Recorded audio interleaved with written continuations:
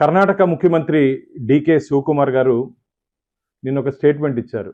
తిరుమలలో నిత్యహారతుల్లో ఎమ్మెల్యేలని, మంత్రుల్ని, ఇంకా అధికారుల్ని నేను దాంట్లో దర్శనం కలిగించే భాగ్యం కల్పిస్తామని చెప్పి. అయ్యా, ఇది మైసూర్ మహారాజుకి ఇచ్చినటువంటి గౌరవార్థం, రాజకీయ నాయకుల కోసం కాదు. అది ముఖ్యంగా మీరు గుర్తుపెట్టుకోవాలి. దీన్ని రాజకీయ క్షేత్రంగా చేయొద్దండి డీకే శివకుమార్ గారు. ఇది ఇక్కడున్నటువంటి సాంప్రదాయాలు ఆ రోజు మైసూర్ మహారాజుకి గౌరవార్థం ఇచ్చినటువంటి సాంప్రదాయాలు. ఇదేదో రాజకీయ నాయకుల్ని మెప్పించడానికి, వాళ్ళని మీరు ఇలా వెనకేసుకురావడం ఇది మంచిది కాదు. ఖచ్చితంగా రేపు జరగబో ధర్మకర్తల మండలి సమావేశంలో దీని మీద నేను చర్చిస్తాను.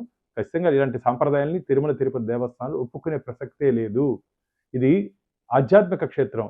డీకే శివకుమార్ క్షేత్రం కాదు. తిరుమల తిరుపతి దేవస్థానాలు డీకే శివకుమార్ చెప్పినట్టు వినే ప్రసక్తి లేదు ఇక్కడ మాకు. ఆయన ఇష్టానుసారంగా ఉన్నటువంటి పరిస్థితులు అధ్యయనం చేసి మాట్లాడకుండా ఇష్టానుసారంగా ఆయన పాటికి ఆయన స్టేట్మెంట్ ఇస్తుంటే ఇది మంచిది కాదు. వెంటనే ఆ స్టేట్మెంట్ వెనక్కి తీసుకోవాలని చెప్పి, చెప్పినటువంటి మాటలను వెనక్కి తీసుకోవాలని చెప్పి నేను డిమాండ్ చేస్తున్నాను. అలాగే ఈ సాంప్రదాయం ఈరోజు కర్ణాటక అడిగారు, తమిళనాడు అడుగుతారు, మిగతా రాష్ట్రాలు కూడా అడిగే ప్రమాదం ఉంది.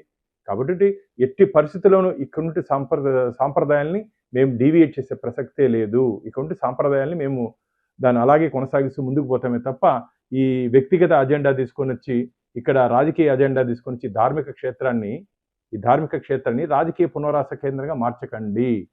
తిరుమల తిరుపతి దేవస్థానాన్ని రాజకీయ పునరావాస కేంద్రంగా మార్చకండి. మీ పార్టీ వాళ్ళని మెప్పించడానికి, మీ పార్టీలో పనిచేసే నాయకుల్ని మెప్పించడానికి మీరు కావంటే మీ ఊర్లో ఏదైనా గుడి కట్టుకొని దానికి తిప్పించుకోండి, మాకేం అభ్యంతరం లేదు. తిరుమల తిరుపతి దేవస్థానాల్లో ఇటువంటి సాంప్రదాయాల్ని కాపాడుకోవాల్సిన నైతిక బాధ్యత మనందరి మీద ఉంది. కాబట్టి మీరు ఇచ్చినటువంటి స్టేట్మెంట్ వెంటనే వెనక్కి తీసుకోవాల్సిందిగా నేను డిమాండ్ చేస్తున్నాను.